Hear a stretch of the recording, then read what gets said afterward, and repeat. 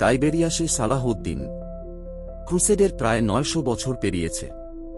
Europe থেকে তৃতীয় ক্রুসেডাররা ফিলিস্তিনে এসে তাদের শক্তি বৃদ্ধি করছে। এর বিপরীতে সুলতান সালাহউদ্দিন খণ্ডবিখণ্ড মুসলিম শক্তিকে একত্রিত করেছেন।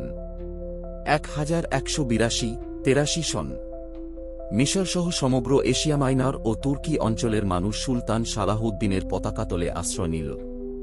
এরপর তিনি মনোযোগ দিলেন ক্রুসেডারদের দিকে। ফিলিস্তিনের প্রতিটি শহরে মুসলিম বন্দীদের ওপর চলছিল অকথ্য নির্যাতন। প্রায় ৮৪ বছর ধরে বাইতুল মুকাদ্দাসের মিনার থেকে মুয়াইনের উচ্চকণ্ঠ শোনা যায়নি। জেরুসালেমে আল আকসা মসজিদে খ্রিস্টানদের হত্যাকাণ্ডের দাগও হয়তো মুছে যায়নি।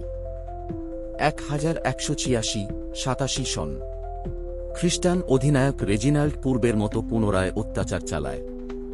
ধৈর্যের বাঁধ ভেঙে যায় সুলতান সালাহউদ্দিনের। মার্চ 1187-এ তিনি জিহাদ ঘোষণা করেন এবং আশতারায় সৈন্য সন্নিবেশ করেন। প্রাথমিক লক্ষ্য ছিল ফিলিস্তিনের সীমান্ত শহর তাইবেরিয়াস। যুদ্ধ প্রস্তুতি। তাইবেরিয়াসের খ্রিস্টান রাজা গেডি লুসিগনান এবং তার অধীনে জেরার্ড, রেজিনাল্ড, হামফ্রে রিমন্ড, বিলিয়ান প্রমুখ অধিনায় করা 1200 নাইটসহ সৈন্য সমবেত করলেন। সুলতান সালাহউদ্দিন নেতৃত্ব দিলেন 12,000 ঘোড়সওয়ার ও সমপরিমাণ পদাতিক সৈন্যকে। সিত্তিনের 2 মাইল দক্ষিণ পশ্চিমে লুবিয়া গ্রামে মুখোমুখি সংঘর্ষ শুরু হল। লুবিয়া প্রান্তরে যুদ্ধ। প্রথমবার খ্রিস্টান ক্রুসেডারদের বিরুদ্ধে জিহাদে অবতীর্ণ সুলতান সালাহউদ্দিন। ক্রুসেডাররা ভয়ঙ্কর পরাজয় বরণ করল। জেরার্ড, রেজিনাল্ড, হামফ্রে প্রমুখ অধিনায়ক এবং রাজা নিজেই বন্দী হলেন। 30,000 খ্রিস্টান সৈন্য নিহত হল। জয় ও অনুগ্রহ।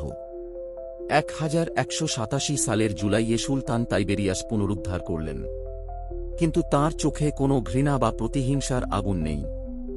1096 সালে এন্টিয়ক দখলের সময় ক্রুসেডাররা যে নিষ্ঠুরতা দেখিয়েছিল, হাজার হাজার মুসলিম নারী, শিশু ও পুরুষ হত্যা, লুণ্ঠন ও রক্তস্রোত, তার থেকে সম্পূর্ণ ভিন্ন মানসিকতা প্রদর্শন করলেন সুলতান।